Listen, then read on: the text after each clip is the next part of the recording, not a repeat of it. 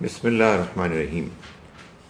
سورہ فاطر کی آیت نمبر 19 سے آج ہم کو اپنا سبق شروع کرنا ہے۔ اعوذ باللہ من الشیطان الرجیم، بسم اللہ الرحمن الرحیم۔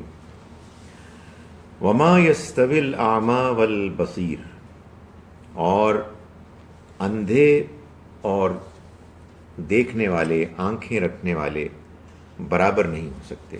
جزاک اللہ۔ یہ سورہ فاطر میں ابتدا میں اس بات کے بیان کے بعد کہ اللہ نے اپنے بندوں کو اپنا پیغام پہنچانے کے لیے اور مختلف دوسرے معاملات کو انجام دینے کے لیے فرشتوں کی تخلیق کی، اور فرشتوں میں بھی مختلف درجات ہیں، ان کے پر ہیں 2 2 3 3 4 4۔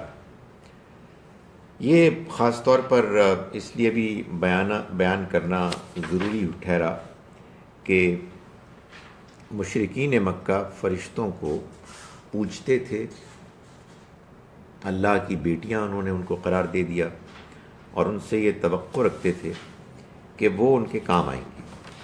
چنانچہ اللہ تعالیٰ نے ان کی حقیقت کو واضح کیا اور پھر اپنی اسی دعوت کو پیش کیا کہ جو قرآن مجید میں بالعموم مکی صورتوں میں ہم کو نظر آتی ہے، جس میں اللہ نے آخرت کی حقیقت کو مان کر زندگی گزارنے کی دعوت دی۔ ہم انسانوں میں جو اللہ نے پیدائش ہی سے ہمارے اندر اپنے اندر ایک بے وقتی کا احساس رکھا ہے، جس طرح سے ہم پیدا ہوتے ہیں اور جس طرح سے پھر ہم ایک عمر گزارنے کے بعد پھر کمزوری ناتوانی کی طرف چلے جاتے ہیں، اس کا ذکر کر کے ہمیں یہ بتایا کہ ہمیں تکبر کرنے کا سرے سے کوئی حق حاصل نہیں ہے۔ لیکن انسان ہر طرح کے ہوتے ہیں۔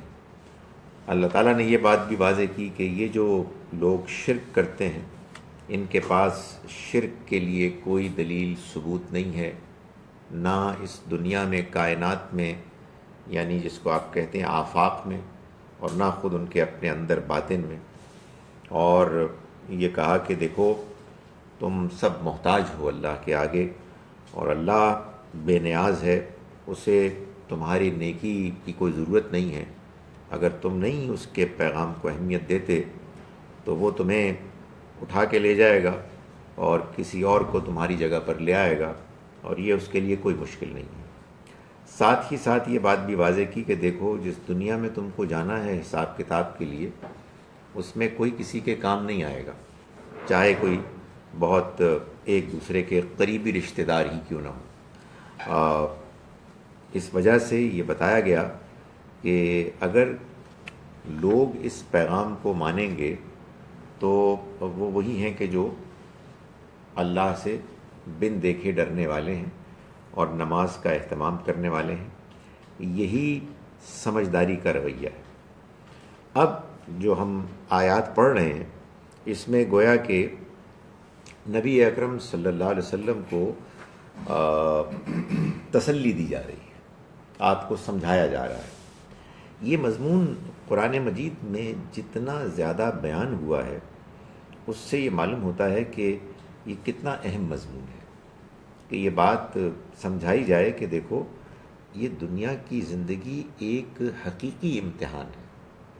اس میں اللہ نے لوگوں کو آزادی دی ہے، لوگ اپنی آزادی کو استعمال کرتے ہیں اپنی مرضی سے۔ جو لوگ اس کو صحیح طرح سے استعمال کرتے ہیں وہی لوگ ہیں کہ جو اللہ کے ہاں پھر مزید توفیق پاتے ہیں ہدایت کی، اور جو لوگ اس کو ٹھیک طرح سے استعمال نہیں کرتے اور دنیا کی زندگی کی لالچ میں وہ قریب حاصل ہونے والے فائدوں کو ترجیح دیتے ہیں اور اصل حقیقتوں کو نظر انداز کر دیتے ہیں، وہ لوگ اللہ کے ہاں ہدایت کے مستحق نہیں ٹھہرتے۔ اس لیے آپ اے پیغمبر پریشان نہ ہوں، آپ کا یہ کام نہیں ہے کہ آپ لوگوں کو ہدایت دیں، آپ کی ذمہ داری صرف پیغام پہنچانا ہے۔ چنانچہ یہی بات اب سمجھائی جا رہی ہے کہ دیکھیے وما یستوی الاعمی والبصیر، اندھے اور دیکھنے والے بینا برابر نہیں ہو سکتے. یعنی جو دیکھنے والا ہے وہی راستہ دیکھ کے چلے گا، جو اندھا ہے اس کو تو راستہ نظر ہی نہیں آ رہا، وہ کیسے دیکھ سکتا ہے؟ جو بات ظاہری دیکھنے اور نہ دیکھنے کی صلاحیت کے معاملے میں ٹھیک ہے وہی باطن میں بھی ٹھیک ہے. جس کو باطن کی بصیرت حاصل ہو گئی وہی دیکھ سکے گا. جو اپنے باطن میں اندھا ہے وہ تو نہیں دیکھ سکتا نا، وہ کیسے آپ کی طرف بھیجے گئے پیغام کو صحیح سمجھے گا. وَلَا الظُّلُمَاتِ وَلَا النُّورُ وَلَا الظُّلُمَاتُ وَلَا النُّورُ، اور نہ ہی اندھیرے اور روشنی برابر ہو سکتے ہیں. ان دونوں میں بھی زمین آسمان کا فرق ہے. تو اگر کوئی شخص اپنے عمل سے، اپنے رویے سے، اس نے اپنے آپ کو، اپنے کردار کو، اپنے باطن کو اندھیرے کی مانند بنا لیا ہے تو اس میں اور اس میں بہت فرق ہے کہ جس کا باطن روشن ہے. دونوں کے نتائج ایک تو نہیں ہو سکتے. وَلَا الظِّلُّ وَلَا الْحَرُورُ، اور نہ ہی دھوپ اور چھاؤں بھی ایک جیسی ہو سکتی ہیں. دونوں میں فرق ہے. کہ دنیا میں، مادی دنیا میں تم دیکھتے ہو کہ یہ دو الگ الگ اینٹیٹیز ہیں.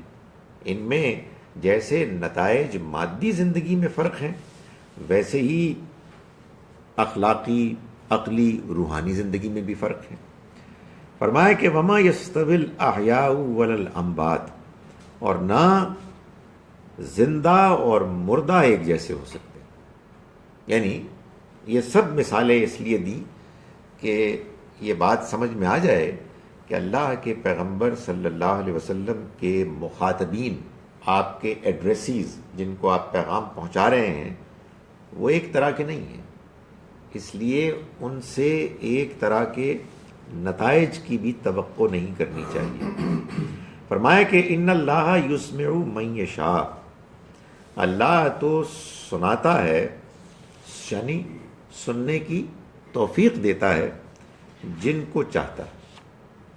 یعنی جن کو اپنے قانون کے مطابق چاہتا ہے، جن کے بارے میں وہ اپنے علم اور حکمت سے فیصلہ کرتا ہے، انہی کو پیغام سننے کی وہ توفیق دیتا ہے. اس کا قانون کیا ہے؟ اس قانون بہت سادہ ہے، لیکن سادہ ہونے کے باوجود اللہ نے اس کو اتنی مرتبہ بیان کیا ہے اس وجہ سے کہ وہ قانون لوگ فراموش کر دیتے ہیں، اس کو وہ اہمیت نہیں دیتے.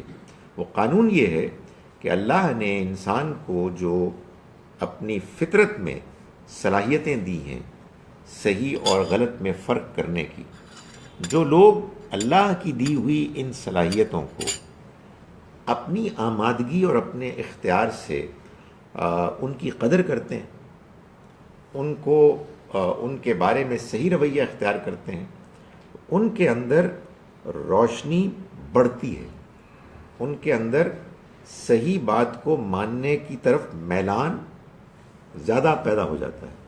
اور جب اللہ کا پیغام آتا ہے تو اس پیغام کو قبول کرتے ہیں. اور اللہ کا قانون یہ ہے کہ جو اللہ کی دی ہوئی اس صلاحیت کو نظر انداز کرتے ہیں، وہ اس کی ناقدری کرتے ہیں، تو ان کا باطن اندھیرے میں چلا جاتا ہے. اس کے اندر سچائی کو جاننے کی صلاحیت کم سے کم ہو جاتی ہے. تو اللہ تعالیٰ اسی بات کو یہاں یوں فرما رہے ہیں کہ دیکھو ان اللہ یسمع من یشاء، اللہ ہے کہ جو سننے کی توفیق دیتا ہے جس کے بارے میں چاہتا ہے اپنے قانون کے مطابق. وما انت مسمع من فی القبور، اور آپ ان کو نہیں سنا سکتے جو قبروں میں. یعنی جیسے کوئی شخص مرنے کے بعد قبر میں چلا جائے تو آپ اس سے تو بات چیت نہیں کر سکتے نا، اس کو تو اپنی بات نہیں سنا سکتے. تو بالکل ایسے ہی اگر کوئی شخص زندہ ہے مگر حقیقت میں مردہ ہے، یعنی سانس لیتا ہے، جسمانی طور پر جیتا ہے لیکن حقیقت میں وہ مردہ ہے، تو آپ اس کو بھی نہیں سنا سکتے. یعنی مطلب یہ ہے کہ آپ کو اس سے پریشان نہیں ہونا چاہیے. خدا تعالیٰ اپنے اس قانون کے مطابق اپنا اس فیصلے کو نافذ کرتا ہے کہ جس کا نتیجہ آپ کو نظر آ رہا ہے، اور اللہ کا فیصلہ انصاف پر مبنی، اللہ کا فیصلہ اس کے علم اور حکمت پر مبنی ہے. ان انت الا نذیر، آپ تو صرف خبردار کرنے والے ہیں. یعنی آپ کی ذمہ داری یہ نہیں ہے کہ لوگوں کو ہدایت دیں، لوگوں تک اپنی بات ایسے پہنچائیں کہ ان کے دل میں اتر جائے، ان کو بات سمجھ میں آ جائے. یہ ہے ایک دنیا کی بڑی عجیب سی آزمائش کہ دنیا کے اعلیٰ ترین انسان جو بہترین انداز میں اللہ کے پیغام کو، جو بہترین پیغام ہے، پیش کرنے والے ہیں، لیکن یہ تو کوئی ضروری نہیں کہ سننے والے جو ان کو جانتے ہیں، ان کے اعلیٰ ترین بہترین کردار سے واقف ہیں، یہ کوئی ضروری نہیں ہے کہ وہ اس کو مان لیں اور اس سے متاثر ہوں. اس لیے کہ کون مانے گا کون نہیں مانے گا، اس کا تعلق اس بات سے ہے کہ اس نے اس دنیا میں اللہ کی دی ہوئی صلاحیتوں اور نعمتوں کے ساتھ کیا رویہ اختیار کیا. انا ارسلناک بالحق بشیرا و نذیرا، ہم نے تو آپ کو خوشخبری سنانے والا اور خبردار کرنے والا بنا کر بھیجا ہے. بالحق، حق کے ساتھ. حق کا مطلب یہ ہے کہ آپ کا جو پیغام ہے وہ اپنی حقیقت میں بھی، اپنی ریئلٹی میں بھی حق ہے، اور وہ اپنے ظاہر میں بھی، اپنی پریزنٹیشن میں بھی حق ہے. یعنی ایک تو یہ ہے نا کہ اللہ تعالیٰ کہے کہ یہ حق ہے، میں کہہ رہا ہوں یہ حق ہے، اور لوگ کہیں کہ جی کدھر حق ہے، ہمیں تو نظر نہیں آ رہا. نہیں، اصل میں یہ جو پیغام ہے اور اس پیغام کے لانے والے جو پیغمبر ہیں یہ حق ہے. یعنی ان کا پیغام اور جس طرح سے یہ پیغام پیش کیا جا رہا ہے، اگر کوئی اس کو جاننے کے لیے تیار اور آمادہ ہو تو اس کے سچے ہونے میں کوئی شبہ نہیں. تو فرمایا کہ ہم نے آپ کو بھیجا ہے حق کے ساتھ، خوشخبری سنانے والا اور خبردار کرنے والا بنا کر. یعنی مطلب یہ ہے کہ آپ اس حق کے ساتھ آئے ہیں اور لوگوں کو یہ خبر دے رہے ہیں کہ جس نے اس حق کی قدر کی وہ کامیاب ہوگا، یہ خوشخبری ہے، اور جس نے اس حق کی ناقدری کی وہ برباد ہو جائے گا، یہ خبردار کرتے ہیں. تو آپ کا کام تو بس اتنا ہی ہے، آپ اس حق کو کہ جو حق ہے، جو سچ ہے، اپنے کنٹینٹس میں بھی اور اپنی ظاہری پریزنٹیشن میں بھی، جو اس کو سمجھنے کی کوشش کرے گا، جتنا سمجھنے میں آگے بڑھے گا، اتنا اس کو احساس ہوگا کہ یہ تو سچ ہے، یہ تو بالکل حق ہے. یعنی جو میرے اندر سچائی کو سچ ماننے کے معیارات ہیں، اس کے لیے جو میرے پاس کرائیٹیریا ہیں، ان پہ پورا اتر رہا ہے. فرمائے ان من امتن الا خلا فیہا نذیر، اور کوئی امت ایسی نہیں ہے کہ جس کے اندر کوئی نذیر نہ گزرا ہو، نذیر نہ آیا ہو. یعنی مطلب یہ ہے کہ آپ سے پہلے بھی بہت سے خبردار کرنے والے اس دنیا میں گزر چکے ہیں آپ ہی کی طرح، اور ان کے ساتھ بھی اسی طرح کے معاملات ہوئے جیسے پچھلے رسولوں کے ساتھ، جیسے اب معاملہ آپ کے ساتھ ہو رہا ہے. تو اس میں آپ کو بہت پریشان ہونے کی کوئی ضرورت نہیں. فرمایا کہ وَإِن يُكَذِّبُوكَ، اور اگر یہ آپ کو جھٹلا رہے ہیں تو اس سے کیا فرق پڑتا ہے؟ اس سے آپ کو پریشان ہونے کی کوئی ضرورت نہیں ہے، اس لیے کہ یہ کوئی نئی بات تو ہے نہیں. فقط کذب الذین من قبلہم، حقیقت یہ ہے کہ جھٹلایا ان لوگوں نے بھی جو ان سے پہلے ہو گزرے. یعنی ہم یہ آپ کو بتا رہے ہیں کہ آپ ہی کی طرح ہم نے پچھلی امتوں میں، قوموں میں بھی خبردار کرنے والے بھیجے. جتنی بھی امتیں ہیں، جتنے بھی قومیں ہیں، وہ جب دنیا میں اس طرح سے رہ رہی تھیں اپنی تاریخ کی ابتدا میں کہ وہ قریب قریب کے علاقوں میں تھے. ظاہر ہے کہ ابتدا میں آدم علیہ السلام کے بعد جب آبادی بڑھی تو لوگ پھر قبیلوں، قوموں میں تقسیم تو ہوئے، لیکن کوئی بہت دور نہیں گئے.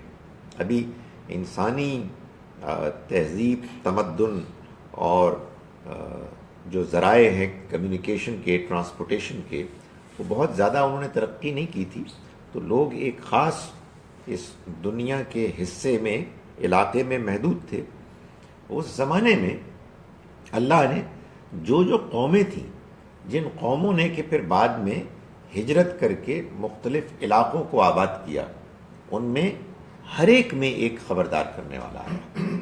اور وہ جب آئے تو ایسا نہیں ہوا کہ ان کے پیغام پہنچا دینے کے بعد سب نے اس کو مان لیا. چنانچہ اگر یہ آپ کو جھٹلاتے ہیں تو یہ کوئی ایسی بات نہیں ہے کہ جو بڑی عجیب ہے، کوئی نئی بات ہے. فقط کذب الذین من قبل، جھٹلایا ان لوگوں نے بھی کہ جو آپ سے پہلے ہو گزرے. جاءتہم رسلہم بالبینات، آئے ان کے پاس ان کے رسول واضح نشانیوں کے ساتھ. واضح نشانیاں یعنی دلائل، براہین، کنونس کرنے والی باتیں. جو پیغام تھا وہ بھی کنونسنگ، جو پیش کرنے والے تھے وہ بھی اپنے کردار میں اور اپنی پریزنٹیشن میں بہت امپریسو، اور اللہ نے سمجھانے اور منوانے کے لیے بہت سے معجزات بھی پیش کیے جو انسان کو ماننے میں کوئی رول ادا نہیں کرتے، آنکھیں کھول دیتے. انسان کچھ سیریس ہو جاتا. انسان کے لیے اصل میں پرابلم یہ ہے کہ وہ جب دنیا کی زندگی کی خواہشات اور اس میں جو اٹریکشنز ہیں، گلیمر ہے، اس میں اتنا زیادہ غلطان ہو جاتا ہے، اس کے اندر انوالوڈ ہو جاتا ہے کہ وہ اس کو چھوڑنے کے لیے تیار نہیں ہوتا. تو اس کے سامنے اگر کوئی ایسا میسج آئے کہ جو اس کو تھریٹن کر رہا ہو کہ دیکھو یہ جو کچھ تمہیں حاصل ہے یہ تمہیں چھوڑنا ہوگا اور تمہیں اپنے آپ کو قانون، ضابطے، ڈسپلن کے مطابق زندگی گزارنی ہوگی، تو لوگ پھر ایسے پیغام کو سیریسلی نہیں لیتے. وہ اس کو ٹالتے ہیں، اس کا مذاق اڑاتے ہیں، اس کی مخالفت کرتے ہیں. تو فرمایا کہ جو ان سے پہلے بھی آئے ان کے پاس رسول آئے واضح نشانیوں کے ساتھ، وبالزبر، اور صحیفوں کے ساتھ، وبالکتاب المنیر، اور ایک روشن کتاب کے ساتھ. روشن کتاب قرآن سے پہلے تورات ہے. یعنی اللہ تعالیٰ نے مختلف طریقوں سے لوگوں کو سچائی کے بارے میں آگاہ کرنے کے لیے اہتمام کیا. فرمایا کہ ثم اخذت الذین کفروا، پھر میں نے پکڑ لیا ان لوگوں کو کہ جنہوں نے انکار کیا. فکیف کان نکیر، تو دیکھو کیسا ہوا، کیسی ہوئی میری پھٹکار، کیسا ہوا میرا پکڑنا. یعنی اس سے پہلے واقعات ہو چکے ہیں، ان کے ساتھ بھی یہی معاملہ ہوا، تو کوئی وجہ نہیں ہے کہ ان کے ساتھ کہ جو تمہاری قوم کے لوگ ہیں کوئی مختلف معاملہ ہوگا. قرآن سے پہلے بائبل نہیں تھی؟ بائبل تو اصل میں ہے نا بہت سی کتابوں کا مجموعہ. اس میں نیو ٹیسٹمنٹ بھی ہے، اس میں سامز بھی ہیں، اس میں اولڈ ٹیسٹمنٹ بھی ہے، اور بہت سارے صحیفے ہیں. تو قرآن مجید یعنی جب ہم کتاب کا ذکر کرتے ہیں تو تورات الگ کتاب ہے، زبور الگ ہے، اور انجیل الگ ہے، اور اس کے علاوہ صحیفے ہیں. تو آپ یوں سمجھیے کہ جتنے بھی اویلیبل قرآن مجید سے پہلے موجود ہیں صحائف، وہ سب انہوں نے بائبل میں اکٹھا کرنے کی کوشش کی. تو بائبل تو آپ سمجھیے کہ سب کے مجموعے کا نام ہے، ڈپینڈنگ اپون آپ کس کی بات سن رہے ہیں. کچھ کہتے ہیں کہ 66 ہیں، کچھ کہتے ہیں 71 72 ہیں. آپ یہودیوں کی بات مانیں تو وہ صرف اولڈ ٹیسٹمنٹ کو مانتے ہیں، لیکن قرآن تو ان کو الگ الگ جو بھی ان کی حیثیتیں ہیں ان کے لحاظ سے بھی بیان کرتا ہے. فرمایا کہ یہ سب کچھ آئے لوگوں کے پاس، پھر میں نے پکڑ لیا ان لوگوں کو کہ جنہوں نے جان بوجھ کر انکار کیا. تو دیکھو کیسی ہوئی میری پکڑ، کیسا ہوا، کیسی ہوئی میری پھٹکار. الم تری ان اللہ انزل من السماء ماء، کیا تم نے نہیں دیکھا کہ اللہ نے آسمان سے نازل کیا پانی. فاخرجنا به ثمرات مختلفا الوانها، پھر ہم نے نکالے اس کے ذریعے سے پھل مختلفا الوانها جو مختلف رنگوں کے ہیں. وہی آسمان سے پانی برستا ہے، وہی زمین ہے، لیکن کیا ہوتا ہے کہ اس میں پھل آتے ہیں جن کے رنگ مختلف ہوتے ہیں. وَمِنَ الْجِبَالِ جُدَدٌ بِيضٌ، اور اسی طرح سے پہاڑوں میں بھی جُدَدٌ بِيضٌ وَحُمْرٌ، دھاریوں والے ہیں، سفید بھی اور سرخ بھی. مختلف الوانها، جن کے رنگ مختلف ہیں. یعنی آپ اسی دنیا میں دیکھتے ہیں کہ پہاڑ ہیں کہ جو اپنی رنگت میں مختلف ہیں، کوئی سفید دھاریوں والے ہیں، کچھ سرخ دھاریوں والے ہیں. وغرابیب سود، اور اسی طرح سے گہرے سیاہ بھی. سو جیسے پھلوں میں، جیسے پھولوں میں، ویسے ہی پہاڑوں میں بھی آپ بڑی ڈائیورسٹی، بڑی رنگ رنگ قسم کی ان کی دیکھتے ہیں مختلف قسمیں. وَمِنَ النَّاسِ وَالدَّوَابِ وَالْأَنْعَامِ، اور اسی طرح سے انسانوں میں بھی اور حیوانوں میں بھی، درندوں میں بھی اور چوپایوں میں بھی مختلف الوانہ، مختلف قسمیں، مختلف رنگ ہیں، مختلف صورتیں ہیں. یعنی انسان ہوں یا حیوان ہوں، آپ یہ دیکھیں گے کہ ان کے ہاں بھی مختلف شکلیں ہیں، مختلف رنگ ہیں.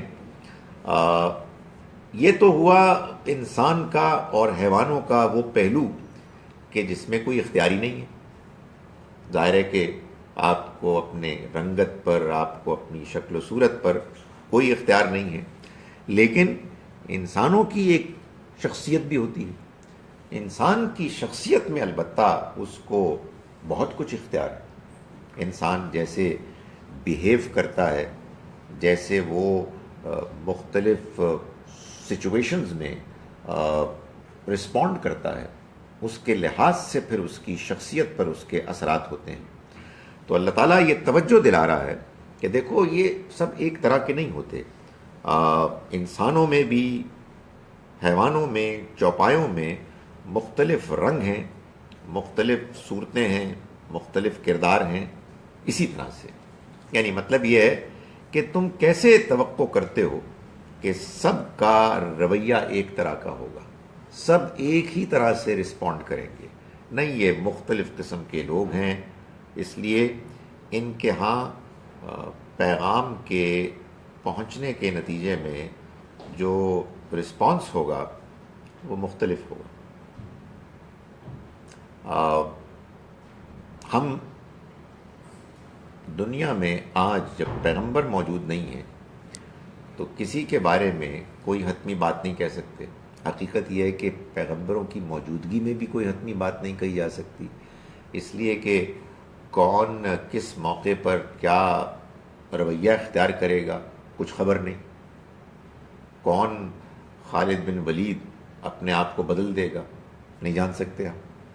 لیکن حقیقت یہ ہے کہ آپ جب دنیا میں اللہ کے پیغام کو پیش کریں تو آپ کو یہ محسوس ہوتا ہے کہ رسپانس ایک نہیں ہوتا. وہی پیغام ہوتا ہے، وہی پیش کرنے والا ہوتا ہے، پیش کرنے والے ہوتے ہیں، وہی انداز ہوتا ہے، الفاظ وہی ہوتے ہیں، لیکن رد عمل مختلف ہوتے ہیں. تو یہ بات بڑی تفصیل سے مثالوں کے ساتھ اللہ تعالیٰ سمجھا رہے ہیں نبی اکرم صلی اللہ علیہ وسلم کو بھی اور آپ کے ساتھیوں کو بھی. فرمایا کہ انما یخشی اللہ من عبادہ العلماء، اللہ سے تو ڈرنے والے اس کے بندوں میں وہی ہیں کہ جو علم والے ہیں. یہ جان لیں کہ اللہ سے تو وہی لوگ ڈریں گے جو حقیقت میں علم والے ہیں. علم والوں سے مراد یہاں لازماً کوئی کتابیں پڑھنے والے یا سائنسدان یا دین کے عالم نہیں ہیں. اس سے مراد وہ انسان ہیں کہ جنہوں نے اپنے اندر کے علم اور اپنے خارج کے علم کے درمیان رابطہ لنک پا لیا. آپ سمجھے بات؟ یعنی ہم اس دنیا میں پیدائشی طور پر علم کا اصل ذریعہ اپنے اندر لے کے آئے. اللہ کی معرفت ہمارے اندر موجود ہے. صحیح اور غلط میں فرق کرنے والی اخلاقیات ہمارے اندر موجود ہے. کہیں چھپی ہوئی ہے، کہیں سوئی ہوئی ہے. خارج کی دنیا کو اللہ نے ایسے ڈیزائن کیا ہے کہ اگر انسان دیانتداری سے اللہ کی نشانیوں کو اہمیت دے، اللہ کی آیات کو جو اس کے پیغام میں بیان ہوئی ہیں یا جو اس کی دنیا میں پھیلی ہوئی ہیں، وہ اپنی عقل کو دیانتداری سے استعمال کرے، تو پھر اس کو خارج سے وہ علم حاصل ہو جاتا ہے جو اس کے داخل میں موجود پہلے سے موجود علم کے ساتھ مل جاتا ہے اور نور علی نور ہو جاتا ہے، روشنی پر روشنی ہو جاتا ہے. ہم سب کچھ پہلے سے لے کے آئے ہیں. خارج کی دنیا میں جو کچھ ہم دیکھتے ہیں، جو تجربات کرتے ہیں، ان کے نتیجے میں جو فائدہ ہوتا ہے، جو رزلٹ آتا ہے، وہ یہ ہے کہ خارج اور داخل ایک دوسرے کے ساتھ ہم آہنگ ہو جاتے ہیں. یہی وجہ ہے کہ آپ یہ دیکھیے کہ اللہ کو پانے کے بعد، اللہ کی معرفت حاصل کرنے کے بعد، اللہ کی موجودگی کے احساس کو محسوس کرنے کے بعد آدمی کے اندر جذبات پیدا ہوتے ہیں. آدمی کے اندر ایک ریئلٹی کی موجودگی کا احساس ہوتا ہے. یہ وہ احساس نہیں ہے کہ جو مثال کے طور پر آپ کو سائنس میں کسی ڈسکوری سے ہوتا ہے. وہ بھی ایک احساس ہے کہ آپ نے کوئی نئی چیز ڈسکور کی ہے، وہ ایک خوشی ہوتی ہے. لیکن یہاں ایک اندر ایک انسان کے وہ اطمینان ہوتا ہے، نیکی اور بدی کے معاملے میں بھی. اچھائی کر کے ایک اطمینان ہوتا ہے، برائی کر کے ایک خلش ہوتی ہے، اور اللہ کو بھی پا کر. یہ وہ عالم ہیں جن کا یہاں ذکر ہو رہا ہے، جو حقیقی عالم ہیں.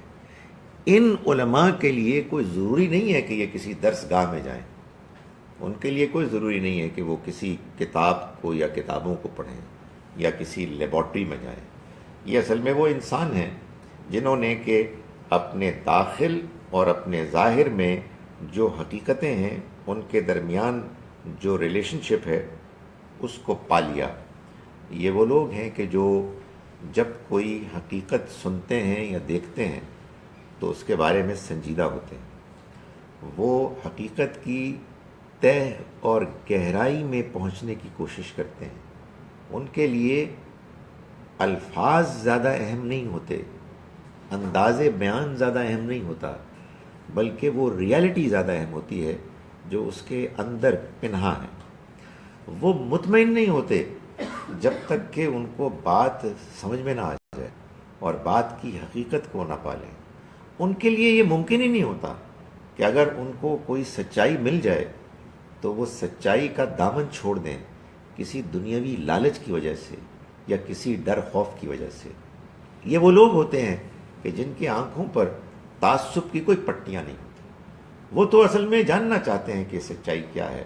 اس کے لیے وہ ہر قربانی دینے کے لیے تیار ہوتے ہیں، اس لیے کہ ان کو معلوم ہے کہ سچائی اصل میں ہمارے اندر موجود ہے، اور سچائی کا ایک پہلو، ایک اور اس کا جو ورژن ہے وہ باہر ہے، اور دونوں میں کوئی فرق نہیں ہے. وہ جتنا خارج پر غور کرتے ہیں، اس کا تجربہ کرتے ہیں، سچائی کے ساتھ، اعلیٰ اخلاق کے ساتھ، ان کو یہ محسوس ہوتا ہے کہ جو کچھ ان کو خارج سے مل رہا ہے، ان کا داخل، ان کا باطن اس کو اپروو کر رہا ہے، اس کو کنفرم کر رہا ہے. تو اللہ نے ان کو بتایا جی سب کچھ ان بلٹ.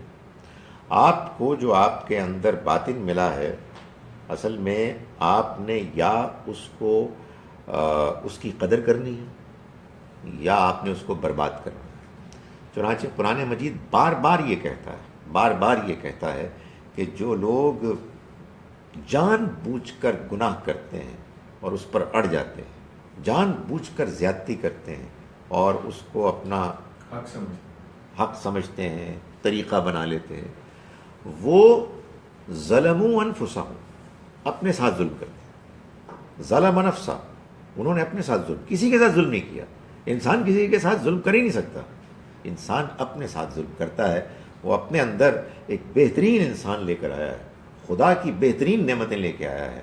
اس کو ایک بہترین موقع ملا ہے دنیا میں کہ وہ ان کو مزید نکھارے، اس دنیا میں پرفارم کرے. لیکن جب وہ نہیں کرتا تو اصل میں وہ کیا کرتا ہے؟ وہ اپنے آپ کو برباد کرتا ہے. تو اللہ تعالیٰ نے یہاں ایک یوں سمجھیے کہ آرگومنٹس کا اور مختلف مثالوں کا ایک بیان کرنے کے بعد آپ کہیے کہ اس کے کلائمیکس پہ جا کے نبی صلی اللہ علیہ وسلم کے سامنے اس حقیقت کو بیان کیا کہ اللہ سے ڈرنے والے اس کے بندوں میں تو صرف وہ ہیں کہ جو علم رکھتے ہیں، علم والے، یعنی علم حقیقی، وہ علم کہ جو ظاہر اور باطن میں بالکل یکساں ہو. فرمایا ان اللہ عزیز غفور، اللہ زبردست ہے، مغفرت کرنے والا ہے. یعنی وہ چاہے تو جو لوگ اس کے اس دنیا میں اس کے دیے ہوئے علم کو جان بوجھ کر ٹھکرا رہے ہیں ان کو پکڑ لے، ان کو مسل دے، لیکن وہ معاف کرنے والا ہے، وہ درگزر کرنے والا ہے. وہ لوگوں کو اگنور کرتا ہے، وہ لوگوں کو موقع دیتا ہے. تو اس لیے یہ سب معاملات سامنے رکھو اور اپنا کام کیے جاؤ. Do your job. نہ آپ نے یہ فیصلہ کرنا ہے کہ ان پہ عذاب کب آئے گا، نہ آپ نے یہ فیصلہ کرنا ہے کہ ان کو ہدایت ملے گی یا نہیں ملے گی. آپ نے تو بس اپنا کام کرنا ہے. باقی اللہ رب العزت ہے کہ جو فیصلہ کرنے والا ہے اور اسی کا فیصلہ ہمیشہ ٹھیک ہوتا ہے. فرمایا کہ ان الذین یتلون کتاب اللہ، چنانچہ یہ جو لوگ آپ کے سامنے ہیں، ان میں سے جو لوگ اللہ کی کتاب کی تلاوت کرتے ہیں. آپ کے سامنے جو لوگ تھے وہ دو طرح کے لوگ تھے. ایک بنی اسرائیل کے لوگ تھے اور ایک بنی اسماعیل کے تھے. بنی اسماعیل والوں کا ذکر ابھی آگے آ رہا ہے چند آیات کے بعد. تو یہاں اس سے مراد پھر بنی اسرائیل کے لوگ اہل کتاب ہی ہو سکتے ہیں. اللہ تعالیٰ نے فرمایا کہ وہ لوگ کہ جو اللہ کی کتاب کی تلاوت کرتے ہیں، یعنی وہ کتاب جو پہلے آئی. اللہ تعالیٰ قرآن مجید میں کتابوں کے بارے میں، پیغمبروں کے بارے میں کوئی تعصب نہیں پیدا کرتا. ساری کتابیں اللہ کی، سارے پیغمبر اللہ کے ہیں. تو یہ کیسے ہو سکتا ہے کہ وہ کہے کہ ایک ٹھیک ہے باقی غلط ہے؟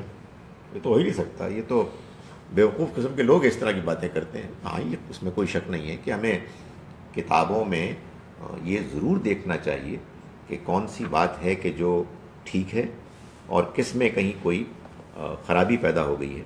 لیکن فرمایا، یہاں بتایا کہ یقیناً وہ لوگ کہ جو اللہ کی کتاب کی تلاوت کرتے ہیں، وَأَقَامُوا الصَّلَاةَ، اور نماز کا اہتمام کرتے ہیں، وَأَنفَقُوا مِمَّا رَزَقْنَاهُمْ، اور خرچ کرتے ہیں اس میں سے کہ جو ہم نے ان کو رزق دیا، سرم و علانیہ، چھپ کر بھی اور اعلانیہ بھی. یرجون تجارتاً، وہ امید رکھتے ہیں ایک ایسی تجارت، لن تبور، کہ جس کو کبھی نقصان نہیں ہوگا. یعنی یہ بات بتا دینے کے بعد کہ حقیقی علم رکھنے والے لوگ ہی ہیں کہ جو اللہ کے پیغام کی قدر کریں گے۔ اب اللہ نے آگے بڑھ کر بتایا کہ ان لوگوں میں بعض وہ ہیں کہ جو تمہیں اہل کتاب میں سے ملیں گے۔ اہل کتاب کے اندر بھی ایک گروہ ایسا ہے کہ جو اپنی فطرت کو انہوں نے پاک صاف رکھا ہوا ہے، انہوں نے اپنے آپ کو بگڑنے سے محفوظ کیا ہوا ہے۔ اللہ کی کتاب جو ان کے پاس ہے وہ اس کی تلاوت کرتے ہیں، نماز کا اہتمام کرتے ہیں، اور جو ہم نے ان کو رزق دیا ہے اس میں سے خرچ کرتے ہیں چھپا کے، تاکہ وہ ریاکاری سے پاک ہو، اور اعلانیہ تاکہ دوسرے لوگ بھی موٹیویٹ ہوں، دوسروں کے اندر بھی ایک جذبہ پیدا ہو۔ جب وہ یہ کرتے ہیں تو یرجونا، وہ امید رکھتے ہیں ایسی تجارت کی کہ جو کبھی نقصان سے دوچار نہیں ہوگی۔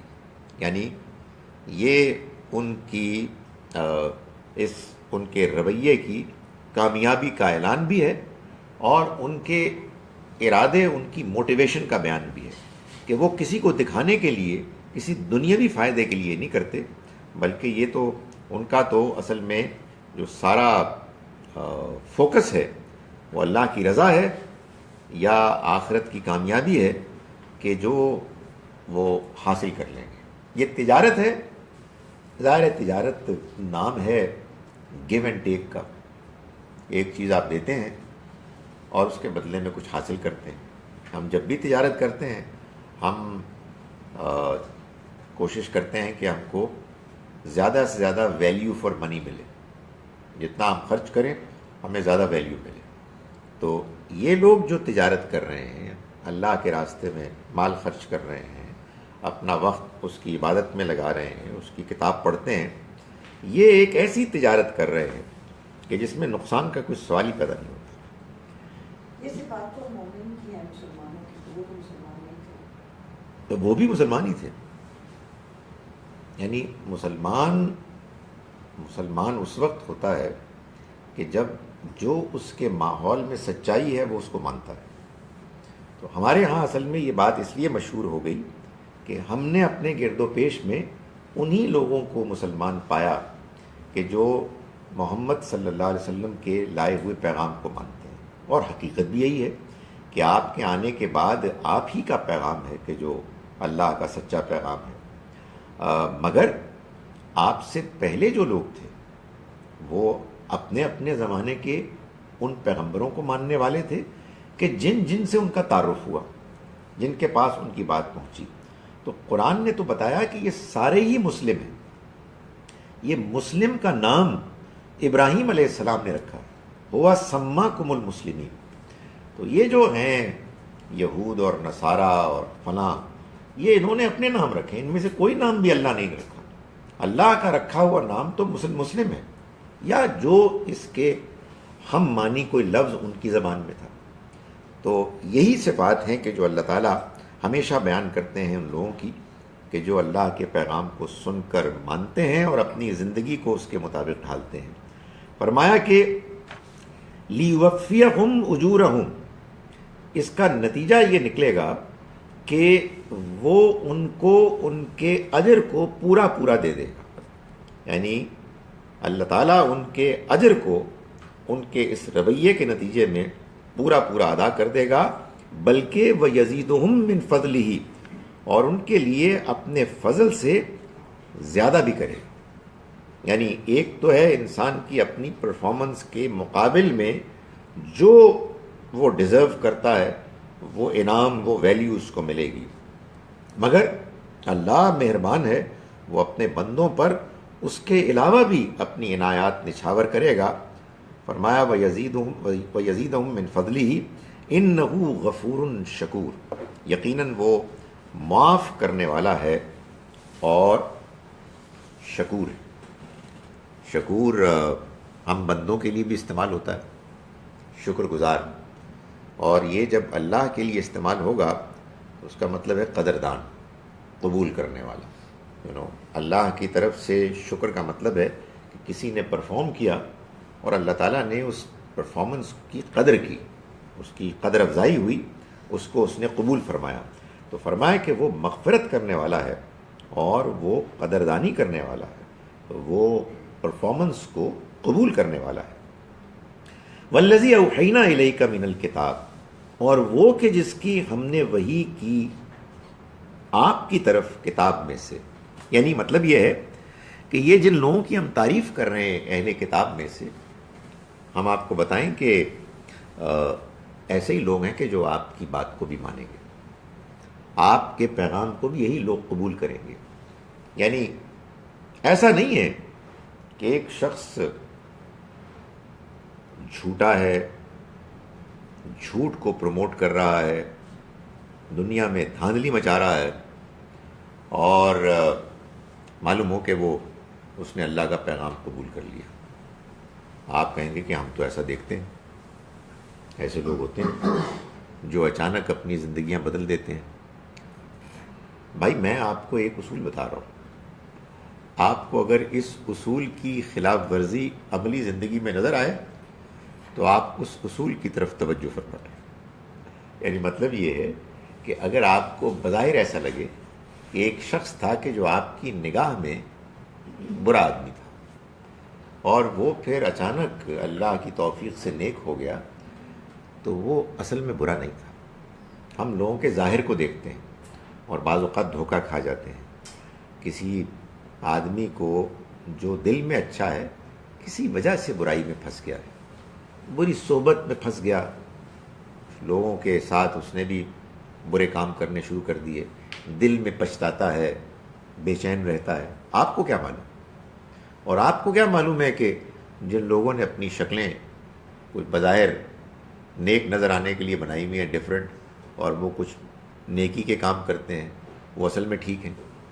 تو یہ تو اللہ جانتا ہے کہ انسان کے باطن میں کیا ہے، اور اللہ یہ ڈکلیئر کر رہا ہے کہ اس کے ہاں ہدایت کا ملنا یا ہدایت سے محروم ہونا یہ کوئی رینڈملی ہونے والا واقعہ نہیں ہوتا، الٹپ نہیں ہوتا، بلکہ وہ قانون کے مطابق ہوتا ہے، یعنی قانون ہدایت کے مطابق۔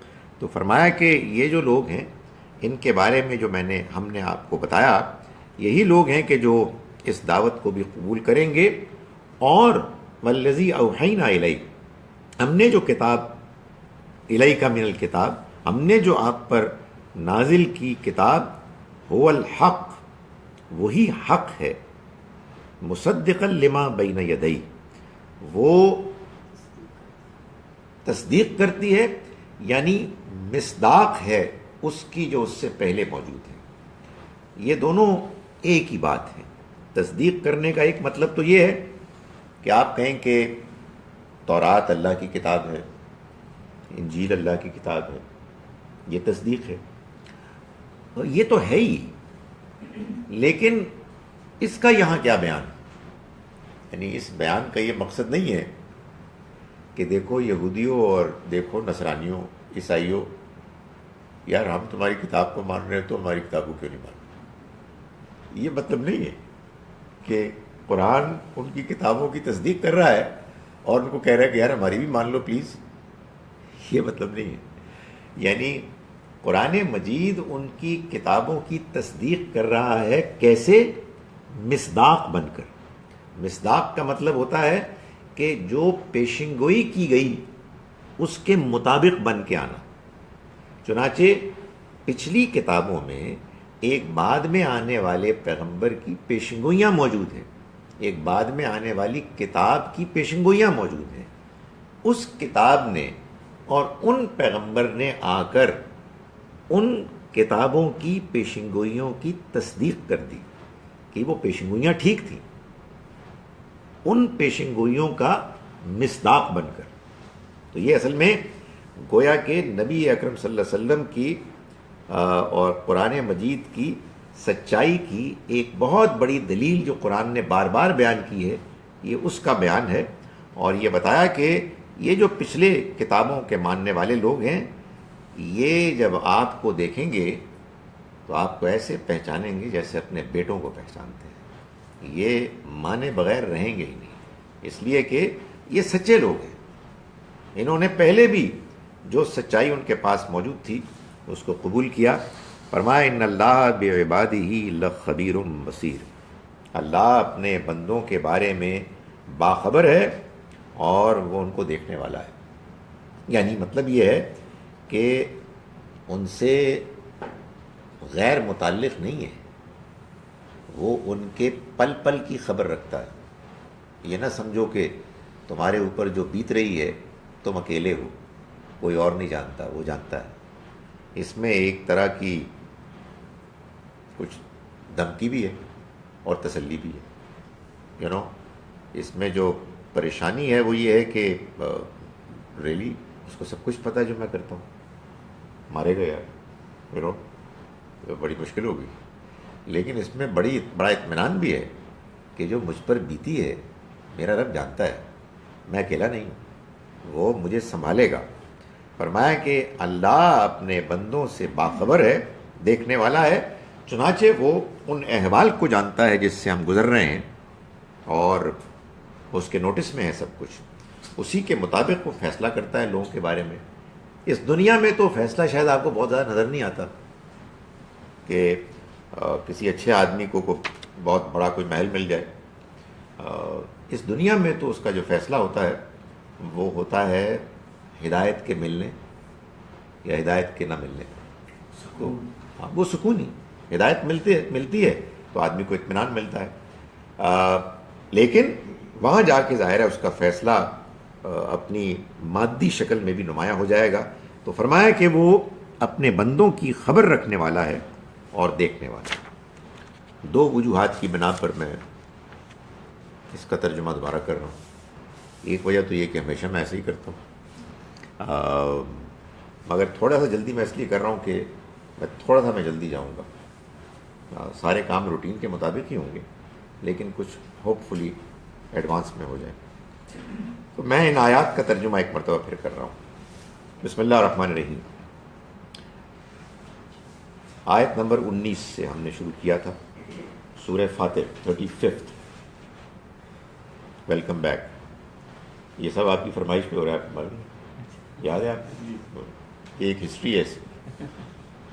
وما یستوی الاعمی والبصیر، اور اندھے اور دیکھنے والے برابر نہیں ہو سکتے. ولا الظلمات ولا النور، اور نہ اندھیرے اور روشنی برابر ہو سکتے ہیں. ولا الظل ولا ولا الحرور، اور نہ ہی دھوپ اور چھاؤں یکساں ہو سکتے ہیں. وما یستوی الاحیاء ولا الاموات، اور نہ ہی زندہ اور مردہ برابر ہو سکتے ہیں. ان اللہ یسمع من یشاء، اللہ سننے کی توفیق دیتا ہے جن کو چاہتا ہے، یعنی اپنے قانون کے مطابق. وما انت بمسمع من فی القبور، اور آپ ان کو تو نہیں سنا سکتے نا جو قبروں میں. ان انت الا نذیر، آپ کا کام، آپ تو صرف خبردار کرنے والے ہیں. انا ارسلناک بالحق، ہم نے بھیجا ہے آپ کو حق، سچائی کے ساتھ. بشیرم و نذیرا، خوشخبری سنانے والا اور خبردار کرنے والا بنا کر. وَإِن مِّنْ أُمَّةٍ إِلَّا خَلَا فِيهَا نذیر، اور کوئی امت ایسی نہیں ہے جس کے اندر کوئی نذیر، خبردار کرنے والا نہ آیا.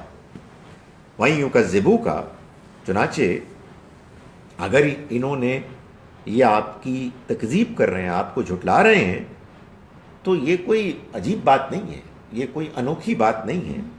فقط کذب الذین من قبلہم، جھٹلایا ان لوگوں نے بھی جو آپ سے پہلے گزرے، یعنی اپنے اپنے رسولوں کو، اپنے زمانے کے رسولوں کو. جاءتہم رسلہم بالبینات، آئے ان کے پاس ان کے رسول واضح نشانیاں لے کر. وبالزبر، اور صحیفے لے کر. وبالکتاب المنیر، اور ایک روشن کتاب لے کر. ثم اخذت الذین کفروا، تو پھر میں نے پکڑ لیا ان لوگوں کو جنہوں نے جان بوجھ کر انکار کیا. فکیف کان نکیر، تو دیکھا تم نے کہ کیسی ہوئی میری پھٹکار. الم تر ان اللہ انزل من السماء ماء، کیا تم نے نہیں دیکھا کہ اللہ نے اتارا آسمان سے پانی.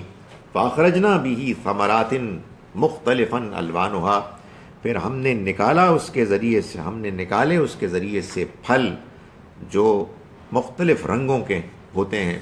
وَمِنَ الْجِبَالِ جُدَدٌ بِيضٌ وَحُمْرٌ، اور پہاڑوں میں بھی سفید اور سرخ دھاریوں والے ہوتے ہیں، مختلف الوانها، جن کے رنگ مختلف ہوتے ہیں، وغرابیب السود، اور گہرے سیاہ بھی ہیں، وَمِنَ النَّاسِ وَالدَّوَابِ وَالْأَنْعَامِ، اور انسانوں میں، جانوروں میں، چوپایوں میں، یعنی حیوانوں میں، درندوں میں اور چوپایوں میں، مختلفاً الوانہ، اسی طرح سے مختلف رنگ کے لوگ اور جانور ہوتے ہیں، کذالک، اسی طرح سے، انما یخشی اللہ من عبادہ العلماء، مطلب یہ ہے کہ ہر شخص ایک طرح کا نہیں ہوتا، انما یخشی اللہ، اللہ سے تو ڈرنے والے صرف من عبادہ ہی، اس کے بندوں میں، العلماء ہیں، وہ ہیں کہ جو حقیقی علم رکھنے والے ہیں، علم رکھنے والے ہیں،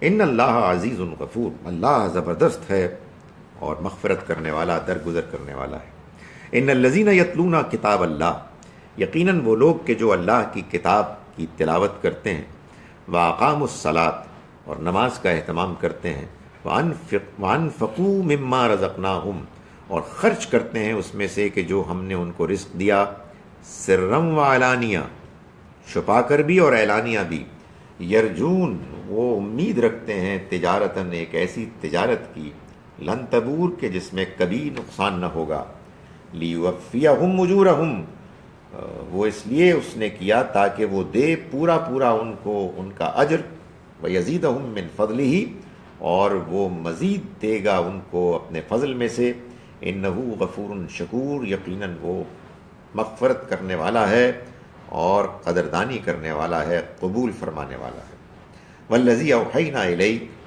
اور وہ کہ جو ہم نے وحی کی آپ کے اوپر، من الکتاب، کتاب کی صورت میں، هو الحق، وہ سچ ہے، مصدقا لما بین یدی، وہ مصداق بن کے، مطابق بن کے آئی ہے اس کی، ان پیشنگوئیوں کی کہ جو ان سے پہلے، اس سے پہلے موجود ہیں، ان اللہ بعبادہ لخبیر بصیر، یقیناً اللہ اپنے بندوں سے باخبر ہے، ان کو دیکھنے والا ہے۔ اقول قولی ھذا واستغفر اللہ۔ یہ جو مصدق ہے، اس کا مطلب تصدیق کرنے والی تو نہیں ہوتی؟ یعنی تصدیق کرنا ہی ہے، لیکن میں نے آپ کو یہ بتایا کہ اس تصدیق کرنے کا پہلو کیا ہے۔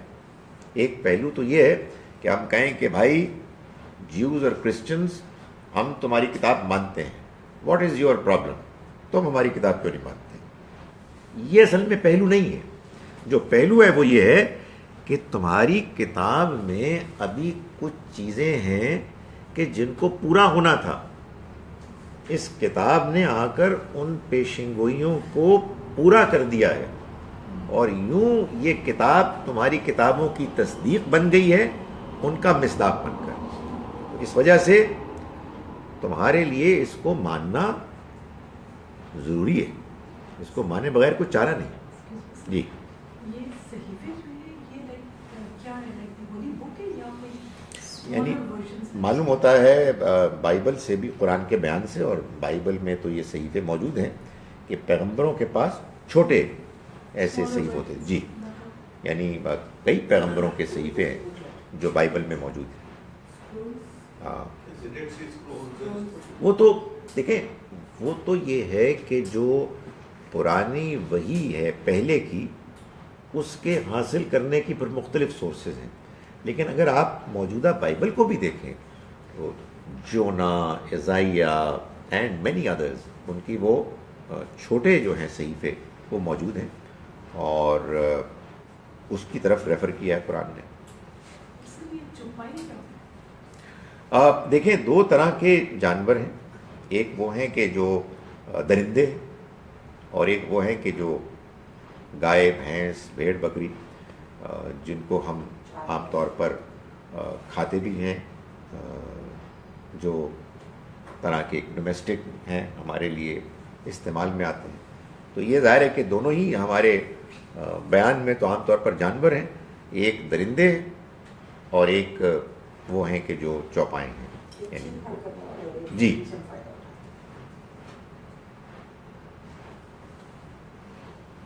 میری بہن کا کڈنی ٹرانسپلانٹ ہوا ہے، آپ دعا کیجیے ہمارے لیے۔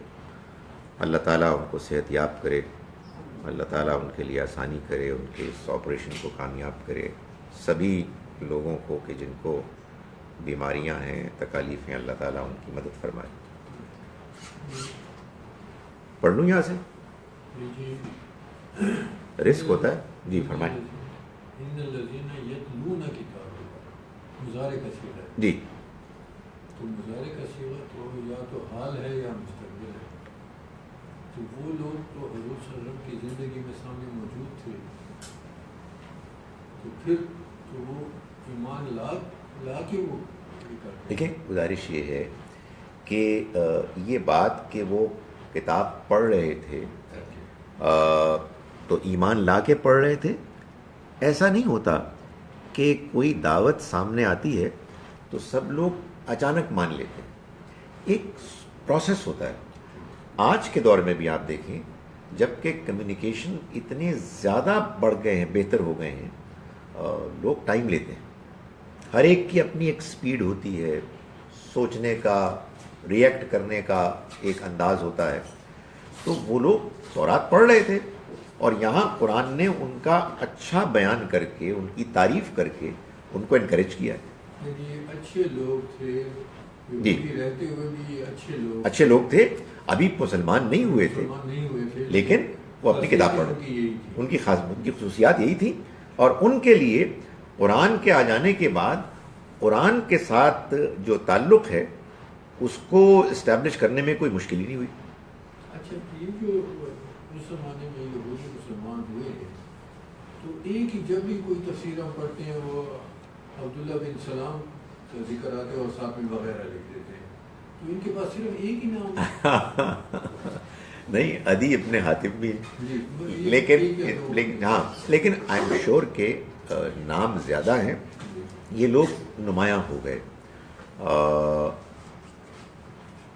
ٹوٹل جو نمبر ہے اس میں پرسنٹیج دیکھیں تو آبویسلی کم تھی، مگر قرآن کا اپنا بیان ہے جس کے بارے میں ہم جانتے ہیں نا کہ نجران کے جو نصرانی آئے تو اللہ تعالیٰ نے تو ان کی بڑی تعریف کی کہ اذا سمعوا ما انزل الی الرسول، جب وہ سنتے ہیں جو کچھ اترا رسول پر، ترا اعینہم تفیض من الدم، تو تم دیکھتے ہو کہ ان کی آنکھوں سے آنسو جاری ہو جاتے ہیں، مما عرفوا من الحق، اس وجہ سے کہ جو انہوں نے حق کو پہچان لیا۔ یہی وہ بات ہے جو میں آپ کو آج کے سبق میں بتائی کہ اصل میں یہ جو آنسو ہیں یہ آ نہیں سکتے جبکہ اندر ایک حقیقت پہلے سے موجود نہ ہو۔ تو ان کو احساس ہو گیا کہ یار یہ تو وہی ہے، اور وہ کہنے لگے کہ ہمارے رب تو لکھ دے ہمارا نام ما شاہدین، ہم ایمان لے آئے اور اب تو ہمارا نام گواہوں میں لکھ دے کہ ہم تک تیری کتاب پہنچ گئی، ہم نے اس حق کو پہچان لیا، اسی کا تو انتظار تھا۔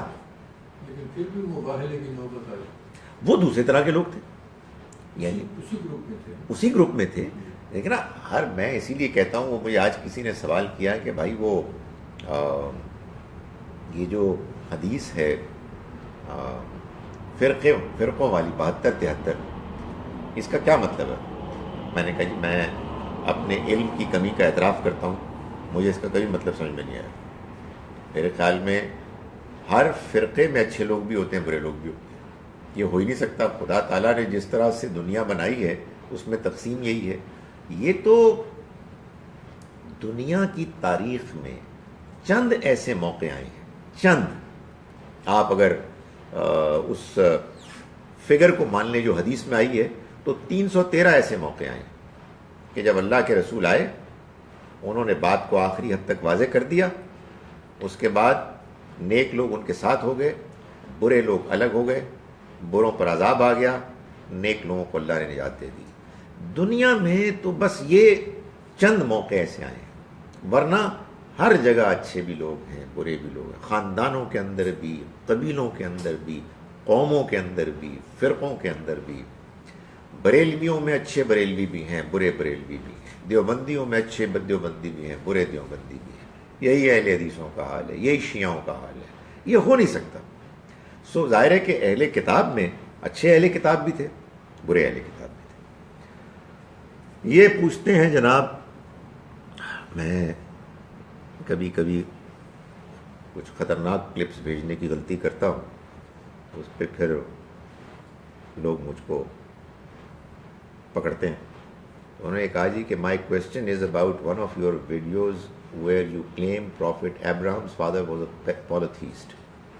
If that is the case, then why did Abraham alayhi salam pray for the maghfirat of his parents in the last part of his life? I am saying last part because the ayahs before this dua talked about building of Kaaba with Ismail, which happened way after the death of Azar. یہی میں نے بھی آج میں جو آپ کو بھیجی ہے اس میں یہ گزارش کی ہے. Secondly, isn't possible that Azar was uncle of Abraham because the same word ab is used for Ismail alayhi salam while talking to Yaqub, and it's known that fact that Ismail alayhi salam was uncle of Yaqub. Imam Amin Hasan Islahi Sahab has written that this ayah was revealed before the stopping of asking maghfirat for Abraham's father, but according to the pre and con text of this ayah, it seems that the ayah was revealed in the part of Abraham's life.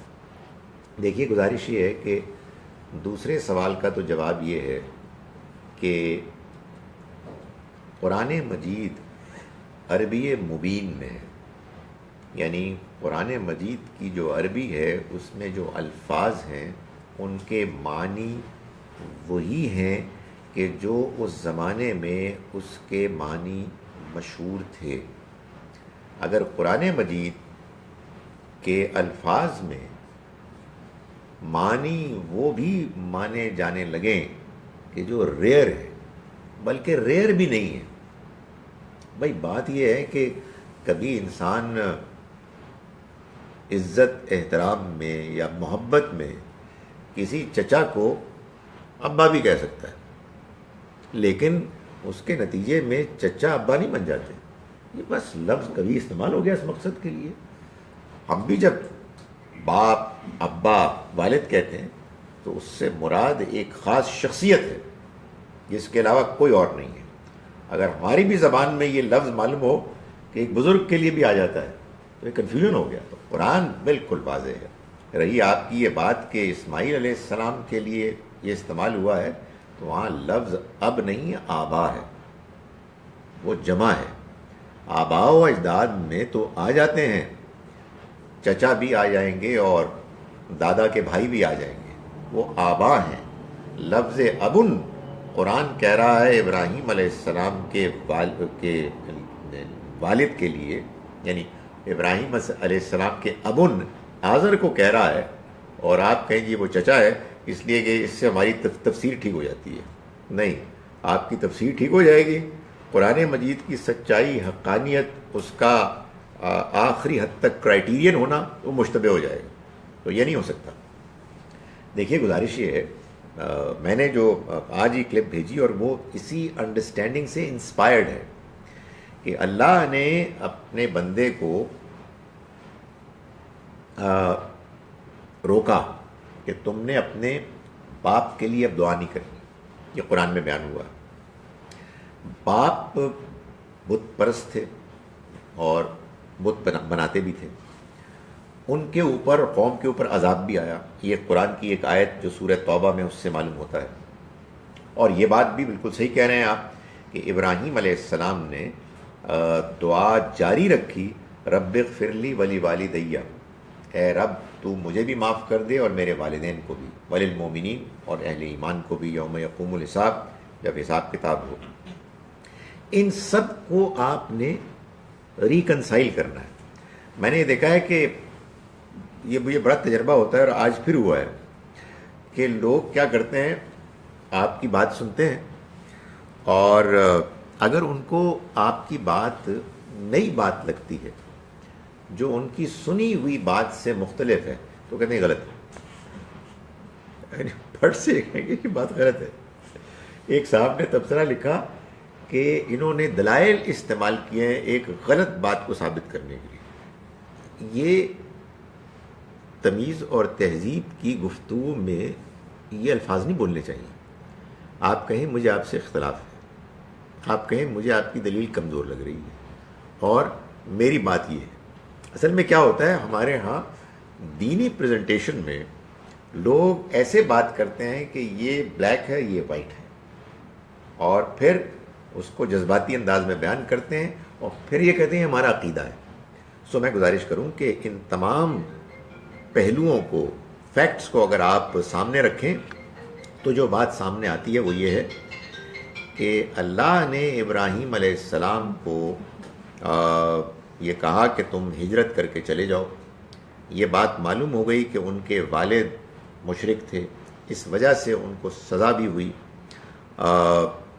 ابراہیم علیہ السلام نے اپنے والد سے وعدہ کیا تھا کہ میں لا استغفر لک ربی، میں آپ کے لیے اپنے رب سے مغفرت مانگوں گا، دعا کروں گا.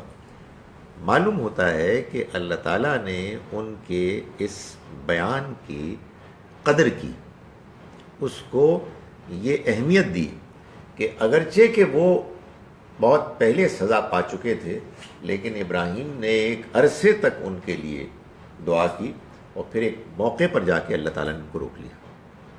تو یہ سب باتیں ایک ساتھ مل کر مانی جا سکتی ہیں قرآن مجید کے بارے میں. اور سچی بات ہے کہ حدیث کا قرآن سے ریلیشن شپ جب ہم قائم کرتے ہیں تو اس کے بارے میں یہ محنت کرنی ضروری ہے، اور اس محنت کے لیے یہ ضروری ہے کہ آپ کا ذہن کھلا ہو. اور خدارا اگر آپ نے کوئی پہلے سے بات سنی ہوئی ہے اور آپ کو اس سے کوئی مختلف بات کانوں میں پڑ رہی ہے، اس کا جائزہ لے لیں. صحیح لگے مان لیں، نہیں صحیح لگے تو آپ کہیں مجھے صحیح لگ رہی ہے. لیکن یہ فوراً یہ رد عمل کی یہ غلط ہے. یہ میں گزارش کروں کہ یہ ایک اندر کی کمزوری کی ریفلیکشن ہے کہ آدمی جیسے کمزور ہے کہ میری بات کہیں نہ ختم ہو جائے، میں نے یہ نہیں سننی، تمہاری بات غلط ہے. یہ ریئیکشن ہوتا ہے نا، یہ جذباتی، اصل میں یہ ہوتا ہے کہ نہیں یہ نہیں ٹھیک ہے، یہ بات نہیں ہے. نہیں، آپ دلائل پر غور کریں، اندر جھانک کر دیکھیں کیا بات اپنے پریزنٹیشن میں کوئی وزن رکھتی ہے یا نہیں رکھتی. سورہ اخلاص explains everything. How do we convince the Christians of this? دیکھیں، ہم نے ابھی آج کے سبق میں جو کچھ پڑھا ہے اس میں اللہ تعالیٰ نے پیغمبر صلی اللہ علیہ وسلم کو یہ بتایا ہے کہ آپ کو لوگوں کو کنونس نہیں کرنا، آپ نے لوگوں کو بات پہنچانی ہے. کنونس کوئی بھی کسی کو نہیں کر سکتا. آپ لوگوں تک بات پہنچا سکتے ہیں، ان کو سمجھا سکتے ہیں. کنونس اللہ کرے گا اگر اس کی مرضی ہوگی. وہ جانتا ہے لوگوں کے بارے میں، ان کے احوال. آپ اپنا کام کریں. یہ جو انسان کے اندر جذبہ ہوتا ہے کہ میں نے دوسرے کو کنونس کرنا ہے، یہ بعض اوقات بہت خرابیاں پیدا کرتا ہے. آدمی دوسرے کے اوپر چڑھ دوڑتا ہے، اس پر زبردستی کرتا ہے، اور وہ کام کے جس کے ہونے کا کوئی امکان ہوتا ہے وہ امکان ختم ہو جاتا ہے. How come two people listen to the same truth, one understands it and the other leaves in denial. دونوں کے کڈنیز میں فرق ہے. بھائی دونوں نے زندگی گزاری اور زندگی گزارنے کے بعد انہوں نے اپنا اپنا رویہ مختلف کر لیا. ایک شخص ہے کہ جو سچائی کو ماننے کے لیے تیار ہوتا ہے، اس کی خاطر قربانی دینے کے لیے تیار ہوتا ہے، لوگوں کی باتیں سننے کے لیے تیار ہوتا ہے، لیکن وہ اس پر کمپرومائز کرنے کے لیے تیار نہیں ہوتا کہ میں نے جو سچائی سنی ہے میں اس کو چھوڑ دوں. اسی کو میں نے ابھی گزارش کی نا، اللہ تعالیٰ نے فرمایا کہ یہ ہوتے ہیں علماء. اور ایک آدمی ہوتا ہے کمپرومائزز کرنے والا، دنیا کی جو مصلحتیں ہیں ان کی خاطر حق کو نظر انداز کرنے والا، قدم قدم پر چھوٹی چھوٹی چیزوں میں جھوٹ بولنے والا، دھوکہ دینے والا. تو جب کوئی آدمی اپنی فطرت کی کلیئر آواز کے باوجود، وہ آواز کے جو کہتی ہے کہ تمہیں سچائی کو سپورٹ کرنا ہے، اس کی قدر کرنی ہے، انسان اپنی اس آواز کے باوجود، اس روشنی کے باوجود غلط رویہ اختیار کرتا ہے تو اس کے اندر سچائی کو ماننے کی صلاحیت دھیرے دھیرے ختم ہو جاتی ہے. یہ ہوتا ہے. جی کمنگ بیک ٹو حضرت ابراہیم جی دو صاحبان سے میری بات ہوئی. ایک تو یہ کہتے ہیں کہ یہ جو ہم ان کو چچا کہتے ہیں وہ اس لیے کہتے ہیں کہ پیغمبر کی جینیالوجی میں کوئی مشرک نہیں آ سکتا، یہ ان کے نظریہ. دوسرے صاحب کہتے ہیں کہ جی بائبل میں تارے کا نام آیا ہے تو قرآن میں آذر کا نام صرف اس لیے بھی زبردستی لیا گیا ہے کہ وہ کنفرم کرنا چاہتے کہ وہ صاحب آذر ہی تھے، تارے نہیں تھے. دیکھیں جو بات ہے نا پہلی، یہ تو اصل میں مثال ہے اس چیز کی. اس کی کئی اور مثالیں ہیں کہ آپ کہتے ہیں کہ یہ ہے ایک اصول. کہاں سے یہ آیا ہے؟ میرے گھر سے. اور قرآن اللہ کی کتاب اس اصول کے مطابق اپنے آپ کو ڈھال تو اس سے بڑا کیا ظلم ہو سکتا ہے کہ آپ اللہ کی کتاب کو حکم دے رہے ہیں کہ وہ اصول جو میں نے بنایا ہے قرآن اس کے مطابق اپنے آپ کو ڈھالے. نہیں، ہم قرآن کے آگے سرنڈر کرنے کے لیے آئے ہیں، نہ کہ قرآن آپ کے آگے سرنڈر کرنے کے لیے آیا ہے.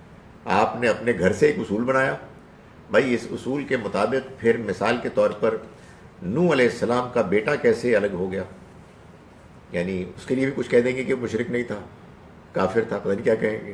یہ اصول کوئی ہے ہی نہیں. اس اصول کو بنانے والوں نے کہیں اپنی پہلے جذباتی انداز میں کچھ فیصلے کیے کہ ہم یہ سارے ہمارے بزرگ ہیں. اور وہ خاص طور پر معلوم بھی ہوتا ہے کہ ہمارے ہاں مسلمانوں کے ہاں ایک ڈبیٹ ہمیشہ سے چلتی رہی ہے، ابھی بھی چلتی ہے ابو طالب کے بارے میں. تو وہ اس میں لوگ بڑے جذباتی ہیں، وہ کہتے ہیں نہیں وہ ایسا نہیں ہو سکتا. تو میں کہتا ہوں کہ بھائی بات یہ ہے کہ ابو طالب مشرک تھے، موحد تھے، ایمان لائے نہیں ایمان لائے، اس کا مجھ سے کیا تعلق؟ تلک امت قد خلت، وہ ایک گروہ تھا جو گزر گیا. لہا ما کسبت، ان کے کام آئے گا جو انہوں نے کمایا. ولکم ما کسبتم، اور تمہارے کام آئے گا جو تم نے کمایا. ولا تسألون عما کانوا یعملون، اور تم سے پوچھا بھی نہیں جائے گا کہ وہ کیا کیا کرتے تھے. تاہم عام جو بیان ہے قرآن حدیث میں اس سے تو یہی معلوم ہوتا ہے کہ نبی صلی اللہ علیہ وسلم کے ساتھ بہت اچھا رویہ اختیار کرنے کے باوجود وہ اس دنیا سے رخصت ہوئے آپ کو مانے بغیر. باقی ہوگا کیا یہ تو ہم کسی کے بارے میں بھی نہیں جانتے سوائے ان لوگوں کے کہ جن کے بارے میں قرآن نے خود بیان کر دی. چلیں جی اس سے فائدہ اٹھاتے ہوئے میں آج ذرا جلدی ختم کر دوں کیونکہ نماز کے بعد میں جلدی جانا. اقول قولی ھذا واستغفر اللہ.